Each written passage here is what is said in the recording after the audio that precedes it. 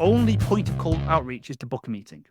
It's not to influence the prospect to like your product over a competitor. It's not to talk about product features or benefits or then the desires upon those, unless that's what's going to help you book the meeting. That's it.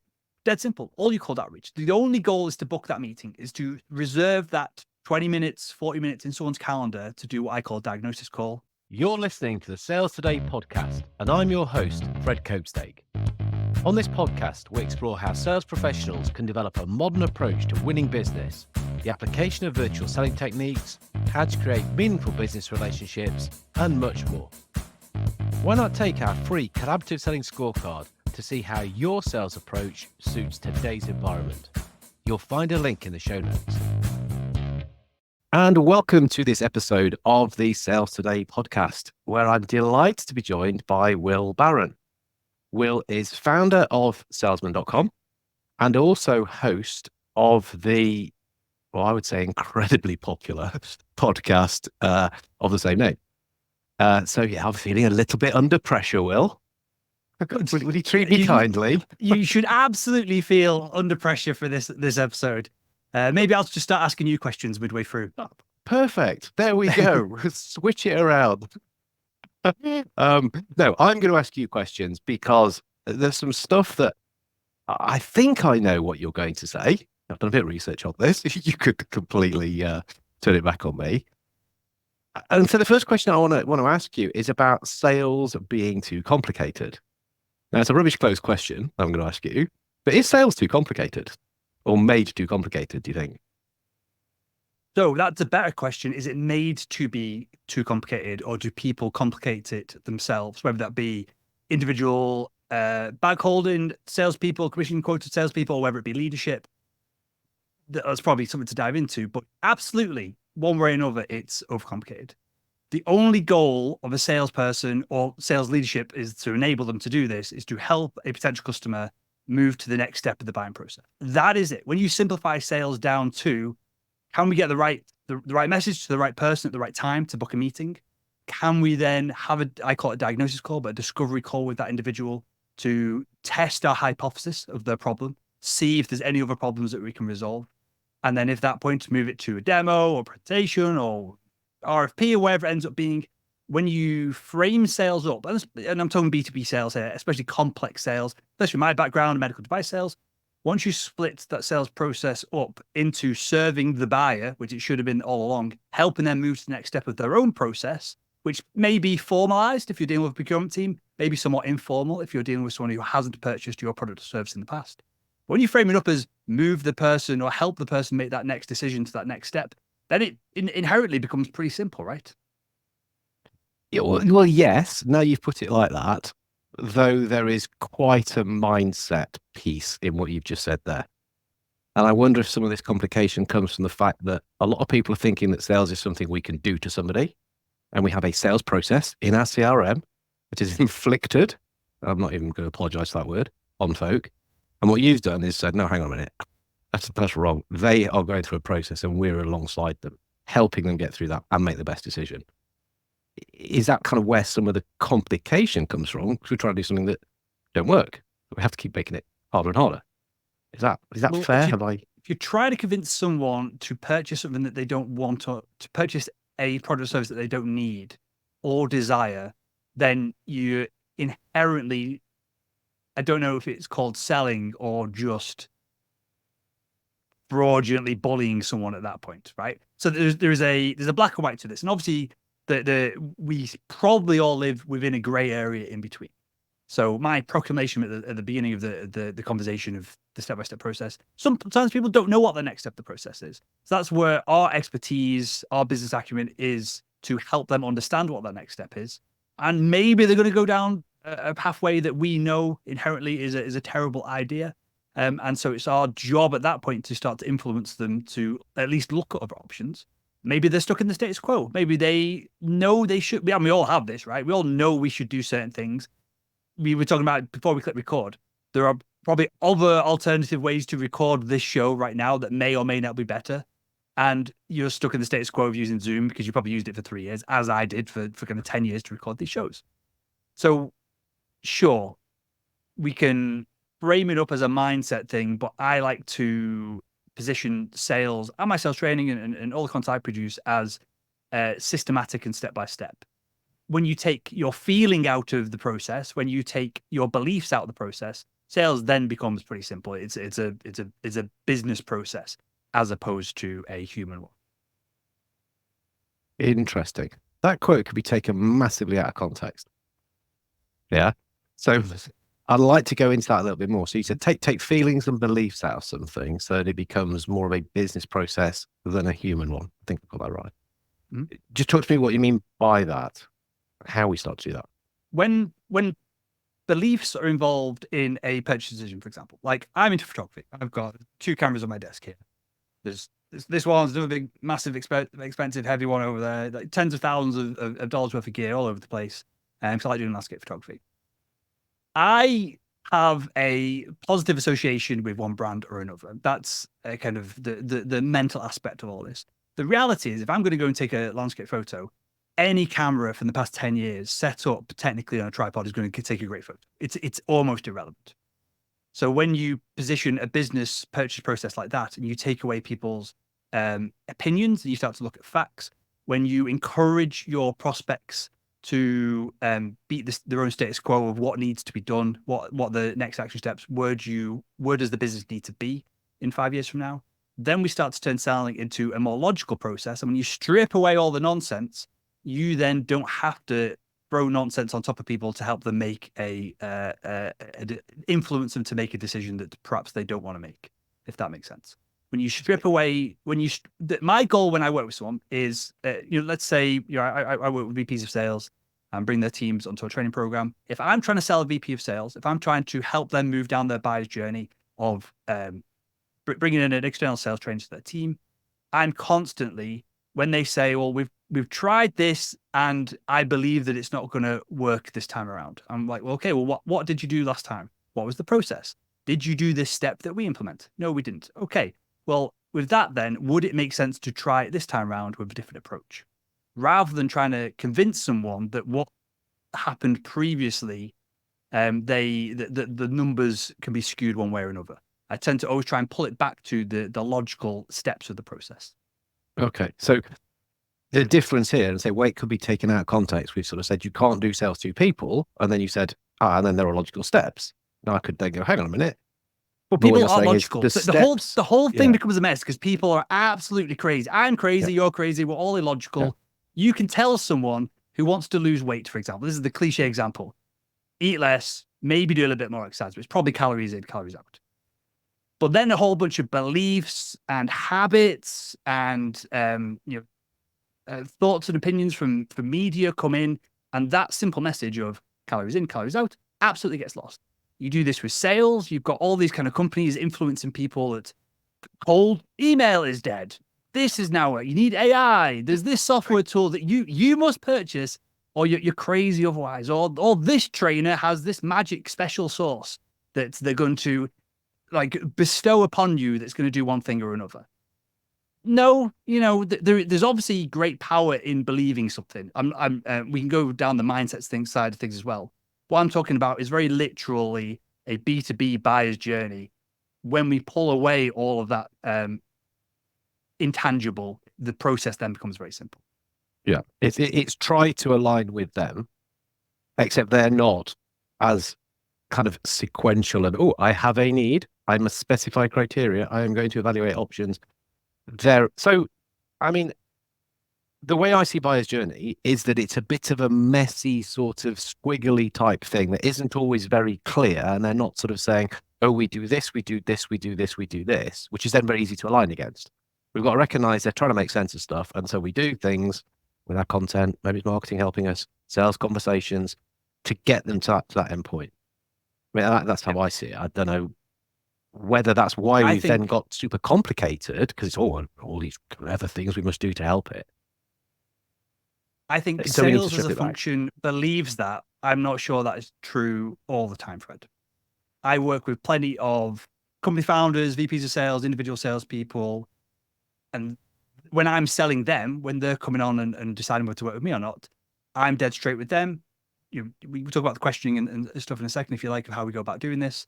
Set clear constraints of what the meeting is, the goal of the meeting, how we progress, how we know if we've had a success in whether the meeting's been a success or not, how we know if we've met that next step of the buying process, the buyer's journey.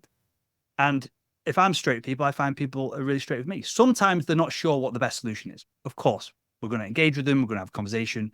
We're going to share some marketing material with them, a case study, whatever it is. But I would say, and it depends on the industry. It depends if you're buying a new service that hasn't been implemented in your business before. There's obviously lots of variables here, but I think sales wants to believe that everything is very complicated for whatever reason. We can perhaps dive into that. There's some probably like self-gratification there of us all being all wonderful and solving these all complex problems. I still fundamentally believe that most of the time, the problem that we're trying to solve is not all that complicated. If you're speaking to the right person, it's the right message, and it's the right time for them to take action. If those variables are off, then maybe things get complicated and we complicate it to add urgency to a deal, or the buyer doesn't quite understand our message or the value that we offer. So we overcomplicate it by adding all this stuff on top to try and nurture them.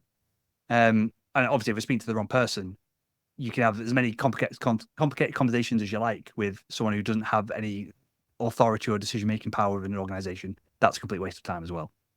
Yeah, I think I might put my hand up here and say I've probably overcomplicated stuff as a sales trainer. I'm not served my customers well.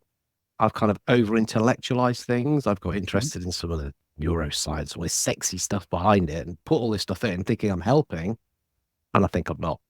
And now I'm stripping stuff right back to keep it super simple, because that's going to stand out. You stand out through how you sell anyway, probably only differentiator. And the fact that, God, you're dead easy to work with. I could just see what you're saying. None of this nonsense around it. That you're saying is perhaps a smarter way to go now. Well, is a smarter way to go now? I think it's the only way to go. The only way to go now. If just imagine being a buyer, right? You're buying your medical device. You're buying a camera system, which I used to sell to surgeons. One salesperson comes in and says, "Okay, well, we're going to have to bring in a product specialist to speak to you, and we're going to do this, and we're going to do this bit of training, and then you're going to have to watch this presentation, and then we're going to invite you to a live event or whatever it is." And another salesperson comes in and goes, "Here's the camera system. Let's use it on a patient, see what you think." There is salesperson A might be following all the best practices and using consumer psychology and I'm my background's in science. I'm a chemistry graduate stuff, so I'm absolutely I've done what you just said with training, right? I'll go down this rabbit hole. I'll come back up the other end. I'll be like, salespeople must know about this one nuanced thing, but they don't need to know the method. They need to know how to implement it. They don't need to know why it works. Some people want to know why it works. That can make things more congruent for a person when they understand the behind the scenes. I'm a kind of mechanically minded and visually minded. You might be the same. So if I'm going to try something, I like to know why it works. We're running a bunch of ads for as a marketing function at the moment. I like to do the ads before I hand it off to someone else and outsource it or hire someone to do it, because I like to know the ins and outs. But with all that said, the buyer probably just wants to use the surgeon just wants to have hands on the camera system and go, "Oh, I've got big hands. This doesn't work, but we'll try something else." They don't necessarily want all that extra stuff. And I find, and I'm happy to be proven wrong here, and this is obviously like painting a broad brush, but I find that when you have to do all the other stuff, it's probably not the right person with the right message at the right time. You're probably trying to pigeonhole a prospect into a deal that if you just wait 3 months for the pain to continue, or you keep in touch, or you change your messaging and change the angle, this product might be the same, service might be the same, but the angle that you communicate it over, that can often relieve all the burden of all the extra stuff that we like to overcomplicate the sales process with. Yeah, and why, I have a theory on this, but I'm interested in yours. Why do you think that's happened? Why have we got to this? Because it's tough, point? and we don't like to ask difficult questions, and it's much easier to give a sales team a new tool than to sit them down and go, "Okay, our product's not as good within the marketplace as what it once was," and have those difficult conversations. I think there's a lot of band-aiding that is happening in the sales space at the moment. And a lot of it comes down to inherently reinforces this fact that people don't trust salespeople. So if you act like a salesperson and you do even more salesy stuff, people are going to get viscerally respond to that even more than ever before. Yeah. Yeah. I think I'm probably saying a similar thing. I mean, my thinking here is that there is new stuff keep coming out, and it does sound quite sexy and it sounds quite good. And so we layer it on top, and then we layer it on top, and we layer it on top. It's like taking like what was quite a nice recipe and just chucking more and more ingredients in until it's like, bloody hell, that's horrible. Yeah. But we've not taken those bits out, as in like, this is how we're going to do it because it does make sense and it's good because it's simple. Ah, yeah, but we've got this other good stuff underneath that we don't want to throw away. Yeah. And some of this comes down to sales quotas, right? They always go up. You could have absolutely perfect product market fit, a sales function that is working seamlessly, but then you try and squeeze a little bit more out of it. And so you have to take a shortcut, or you have to add a tool, or there's some automation, which short term, maybe the numbers go up. Long term, buyers then start to resent the fact that they are getting spammed over email, or they're getting cold called by an SDR who is a graduate, who has no idea who they are, what they're doing, as in they don't understand the prospect of the market. And they were 5 years ago speaking to an account executive who's been in the business for 5 years and really understands the nuances of it all. And now they're just getting hounded by 13, 27, 23-year-olds who've just graduated from a business degree. So I think you're right. And it's good visualization of the layering of stuff. You can almost imagine a plant. It just grows and grows and grows. And eventually it's obnoxious. You need to cut it back until then it's in a healthy state where it can start to grow again. I know nothing about gardening because that might be a terrible analogy, but visually that kind of works. Kind of made sense for me. Yeah. Yeah. Interesting. So, okay, we're going to prune stuff then. Let's roll with it, seeing as neither of us know anything about gardening. This is going to end badly. So we're going to prune. If we're going to say, right, we're going to strip it right back, and there are some basic things that if you do this in whichever world you're selling in, be that medical devices, be it trucks, be it chicken nuggets, be it beer, could even be SaaS. Yeah. Do these things, do them well, and you'll not be far off the success you're after. But what stuff do we need? What are we going to prune back? We'll ignore SaaS because I could feel the venom in your voice as you said that word there. God, I'm like that transparent. For all the other salespeople out there, it's the fundamentals, right? And we all know this. But I speak to maybe 3 or 4 different people a day who are applying to be in our training program. And one of the questions I ask on the call, and it's genuinely not a trick question, it's for me to help, so for me to better understand where they are within their knowledge of sales and their position in the market as a solution provider. I'll ask the question, what is your value proposition in one line? Nobody can answer that question.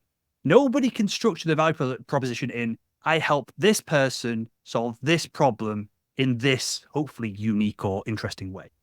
Nobody can do that, which is crazy. They can give me a value proposition which is 30 seconds long, 60 seconds long. And so that fundamentally tells me then in that call that, and this is fine. This is most salespeople. So it's not a knock on anyone who's listening to this who perhaps would struggle with that bit of challenge. But that tells me that they're going to then find it difficult to write a cold email that is short, succinct, and sweet.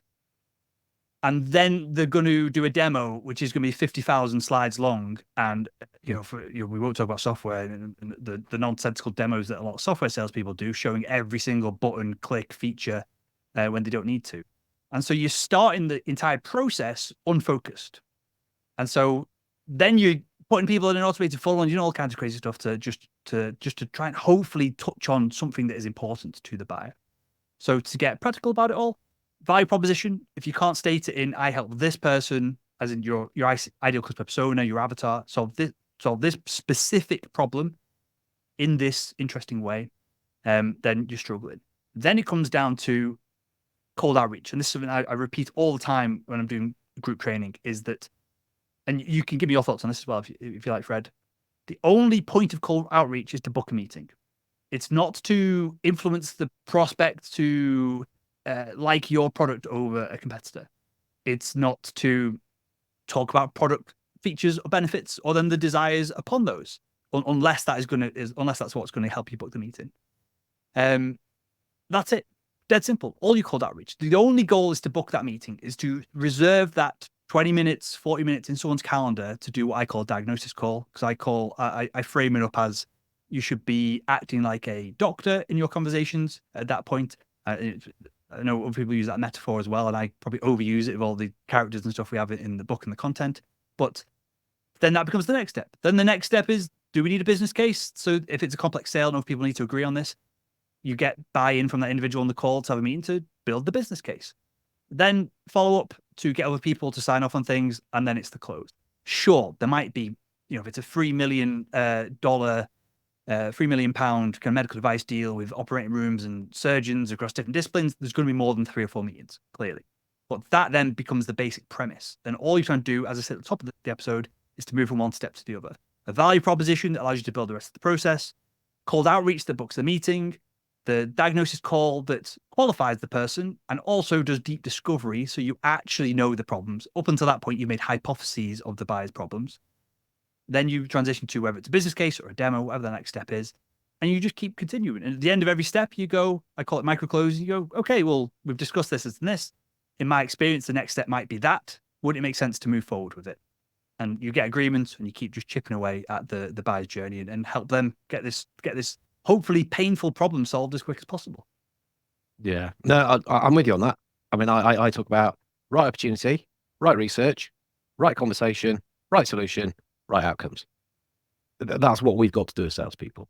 And within that, there are some things you need to do. So right opportunity, yeah. Who are you talking to? Yep. ICP. And then depending on ICP, you have a broad value prop, don't you? Broad one, generic, should more or less get the interest. Then you start to understand a little bit more, your hypotheses, your assumption. We actually should assume. You know that ask you me thing we used to write as trainers? That's wrong, actually. You should assume. Assume it's this, but then go and test.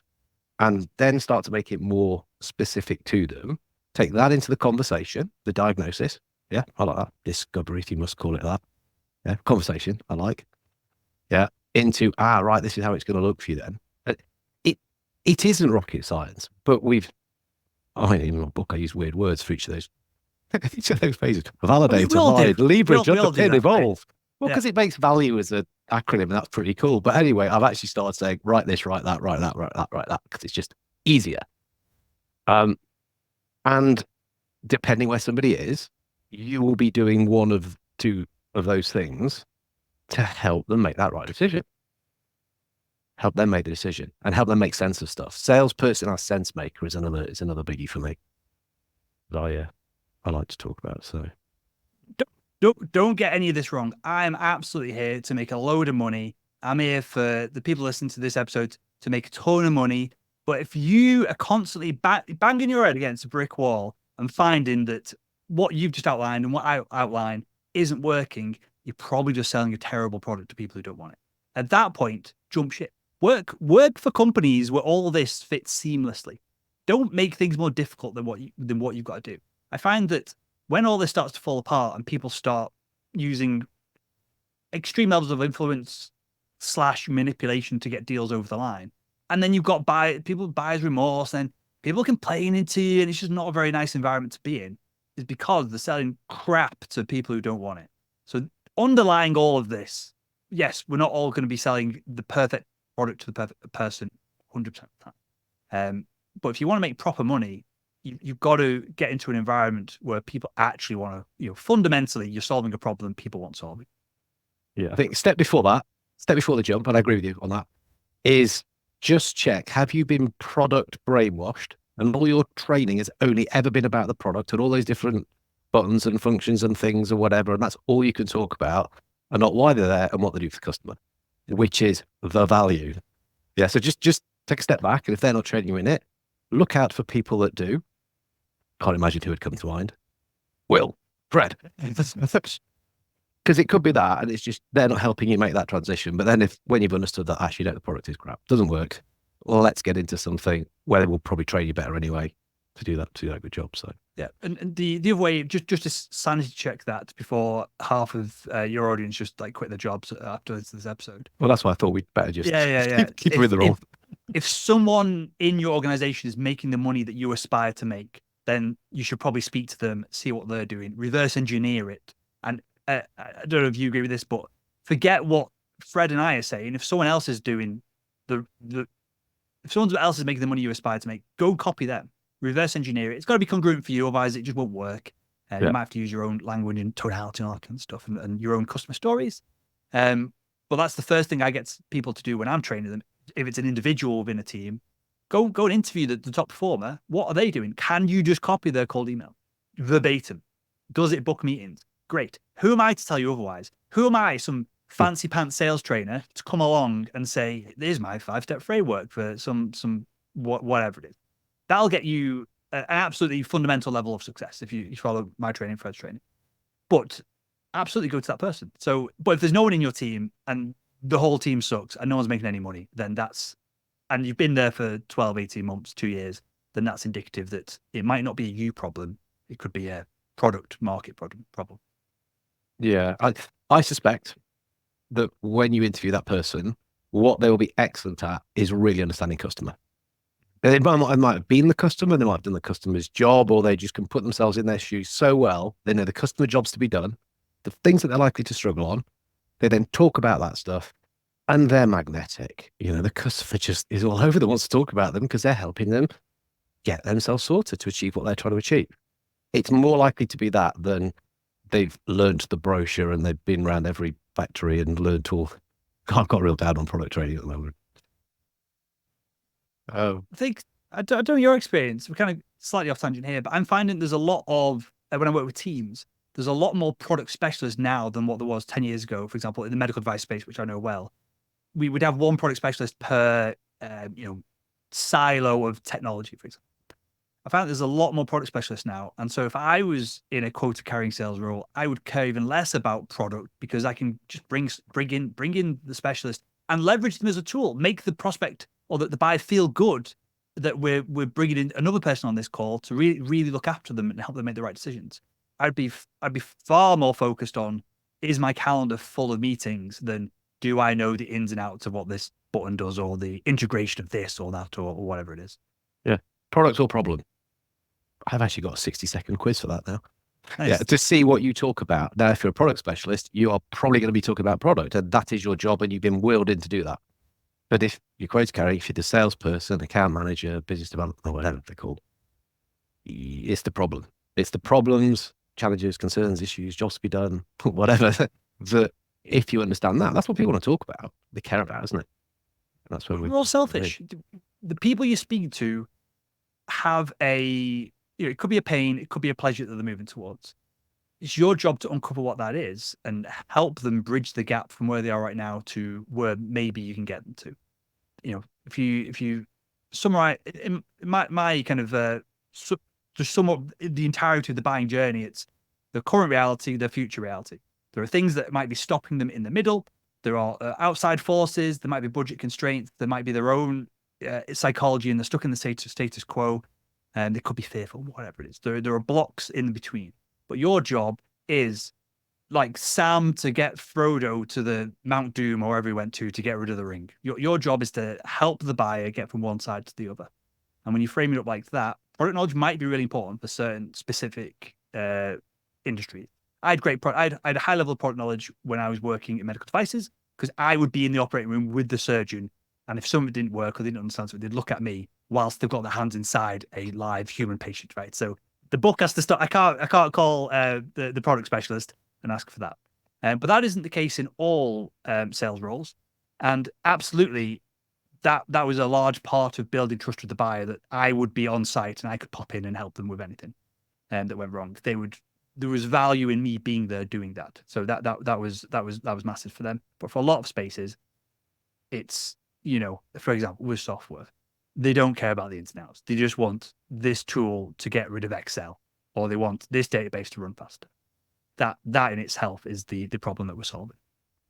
So you were selling yourself almost as part of the package. Not almost. You were selling yourself as part of the package at that stage. Like, well, you're not going to be here forever, but at this stage, this is where I can differentiate by being there, sharing that knowledge, building the trust. That was an important part, by the sounds of it, of how you were being successful. That was a differentiator. We're all machines, devices. Sorry, medical industry. Yeah. Gosh, just lost a bunch of customers there. Pretty similar, really. And I bet they hated it when you said that. So I work. This is going back to picking the right horse to bet on, or driving the fastest car, whatever analogy you want to use to win. I went from Olympus, that was like 47% of the market, to Karl Storz, which was essentially the other 47% of the market. And it just depended upon who you trained on. Typically, before you'd gone through the sales process, and you could fight on budget, you could fight on features, whatever it is. But you can imagine it's such a highly regulated industry and space, and the technology within it, that there's a minimum level that they all have to get to. There was no terrible competitor. There was a company called Stryker, an American company. I think they've secured more of the market share at this point in time. But they're all fine. They could obviously, they wouldn't be able to sell a product in that space that was unfit for purpose. This all is completely different. And we're talking specifically B2B here. When you talk about used car sales, all this goes out the window, right? That's a good, that game is grab someone, shove the pitch down the throat, don't let them leave the car parking lot unless they sign on the line and get the deal done. Not interested in that. It's completely different sales process. But in the B2B space, when everything's very similar and a lot of products and services are commoditized, sales trade, me and you are in an absolute commoditized market. At that point, do I like the person? Do I trust the person? Do I want to spend, especially in sales training, do I want to spend time with this individual, this specific individual, and will they help me get over the line? Some people listening to this right now are thinking, Will is a complete idiot. We love Fred. It's obviously your podcast. You've attracted those individuals. Amazing.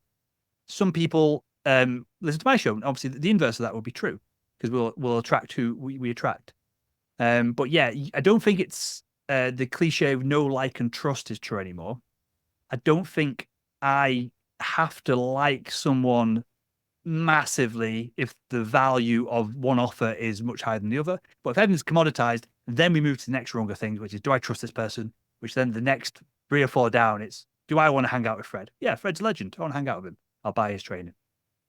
Cool. Well, they're most welcome to. But like you say, if people have been listening to this and are thinking, oh, Will sounds like quite a cool guy. Sounds like he might have some decent stuff, which you do, because I receive it. Yeah. How do people get in touch with you, or how can they consume a little bit more of what you've got? So and prove themselves right or wrong. So I give away absolutely everything. Talked about the step-by-step frameworks, the training. I give absolutely everything away for free. If you go to salesman.com, you'll see a bunch of links on there. The 2 books are on there. There's a free assessment. There's a free community. And the only thing I charge for is my time, essentially, and consulting. So my program, the training program, you can find over there as well if you're interested. Basically getting a bunch of one-on-one calls with me, group coaching calls with me, that side of things.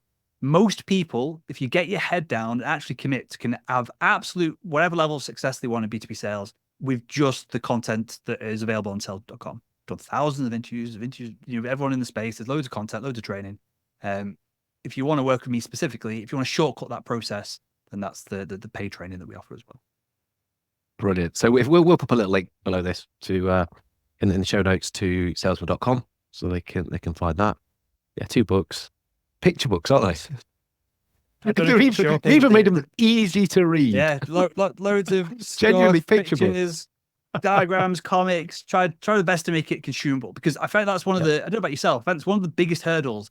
It's just getting salespeople and VPs of sales and leadership to read the frigging thing and implement it. And then 9 times out of 10, they're going to have success. If they're struggling with success, we need that feedback loop, which I'm sure you offer as well, which is the calls or group coaching calls or consulting or whatever it is. That's what then refines the process, and you can iterate it, and you go from base level success to hopefully masses of success and smashing the marketplace to bits with your product or service. But fundamentally, most salespeople are so terrible that if you just read your books, my books, you implement them, you're going to have a decent level of success, right? The implementing, getting your arse in gear to get it done is the hardest bit. And once it's implemented, then it's systematic. It's a process. You just show up every day and you follow along, and you will have a baseline level of success with that. Yeah. Implementation, not information. I mean, that's the drum I bang all the time. People say, oh, I've read 50 books this year or done all this. What have you actually done with it? Just read one, just take a little piece, do something, implement. That's where you're going to get the success, for sure. For sure. Awesome, mate. Thank you so much for coming on, sharing that. Hopefully we have simplified things a little bit. We've given people some stuff to go and do. Yeah. And I'll say we'll put your links into the show notes. Thanks a Great lot, stuff. Will. It's been a pleasure chatting with you, Fred. I appreciate you making all the stuff you're doing. I've read your books. I'm a fan. That's why I'm here. So I appreciate you, and I appreciate you having me on. Brilliant. Thanks, mate. Thank you for listening to the Sales Today podcast with me, your host, Fred Copestake. I hope you've enjoyed what you heard today. If you did, please get in touch and hit subscribe. And remember, you can take the Collaborative Selling Scorecard for free to check out how your sales approach works in today's environment. You'll find it in the show notes.